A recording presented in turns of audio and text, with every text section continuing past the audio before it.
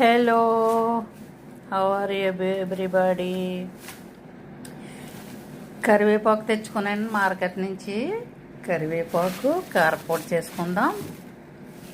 కరివేపాకు చాలా మంచిది కదండి కంటి చూపుకి, మన జుట్టు రాలకుండా ఉండటానికి. కరివేపాకు కారపొడి చేసుకుందాం. కరివేపాకు ఎప్పుడూ దొరకదు కదండి, అందుకని గాజు సీసాలో పెట్టుకుని డీపీజీలో పెట్టుకుంటాను. ఎప్పుడైనా కూరల్లోనే తాలింపుల్లోనే వేసుకుంటుంటాను. శుభ్రంగా కడిగేసుకున్నామండి 2-3 సార్లు. చూడండి, శుభ్రంగా కడిగేసుకున్నాను. ఇప్పుడు ఇందులో వేసుకుని మూత పెట్టిలో నీళ్ళన్నీ ఇలా తిప్పితే నీళ్ళు ఓడిపోతాయి.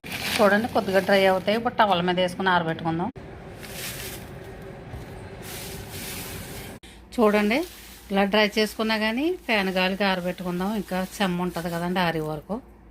కరివేపాకు చూడండి, కడిగి నేను ఏసీ ఎదురెట్టాను.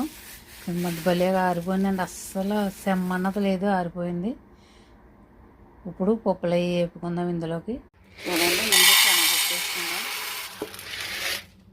ఒక పప్పు దాకా శనగపప్పు వేసుకున్నానండి. దోరగా వేపుకుందాం, అస్సలు మాడకూడదండి పప్పులు.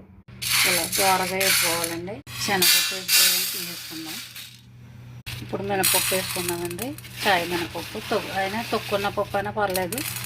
నేనైతే చాయ్ మినపప్పు అని వేసుకుంటున్నాను. మినపప్పు కూడా అయిపోయిందండి, తీసేసుకుందాం. ఇప్పుడు నువ్వులు వేసుకున్నామండి. అన్నీ నేను జాయింపునే వేస్తున్నానండి, కప్పులు లెక్క ఏమి కాదు. చూడండి, నువ్వులు కూడా అయిపోయి చిట్టపట్లు ఆడతాయి, కమ్మట వాసన వస్తాయి కదండి. నువ్వులు కూడా అయిపోయి తీసేసుకుందాం. ఇప్పుడు ధనియాలు వేసుకున్నామండి.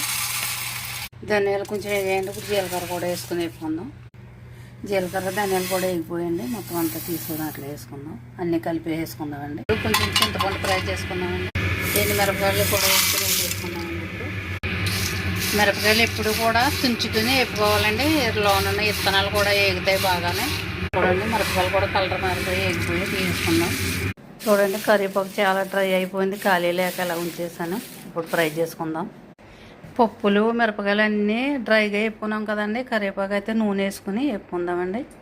మొత్తం అంతా నూనె వేసుకుని వేపుకుందామండి కరివేపాకు. చూడండి, మాడిన కూడా ఇలా వేస్తే సరిపోద్ది. ఇప్పుడు ప్లేట్లో తీసేసుకుందామండి. కరివేపాకు అంతా వేపుకొని పెట్టుకున్నాను. ఈ సరుకులు మొత్తం ఉల్లిపాయలు వేసుకుని పొడి చేసుకుందాం. మిక్సీలో కరివేపాకు పౌడర్ చేసుకుందామండి. ఇప్పుడు చూడండి, ఇప్పుడే కల్లుప్పు వేసుకుందామండి. చూడండి, కరివేపాకు పౌడర్ సూపర్గా వచ్చింది, చాలా బాగుందండి. వైట్ రైస్లోకి నెయ్యి కానీ గాను నూనె కానీ ఒలివ్ ఆయిల్ కానీ వేసి తింటే సూపర్ అండి, ఒక టేస్ట్.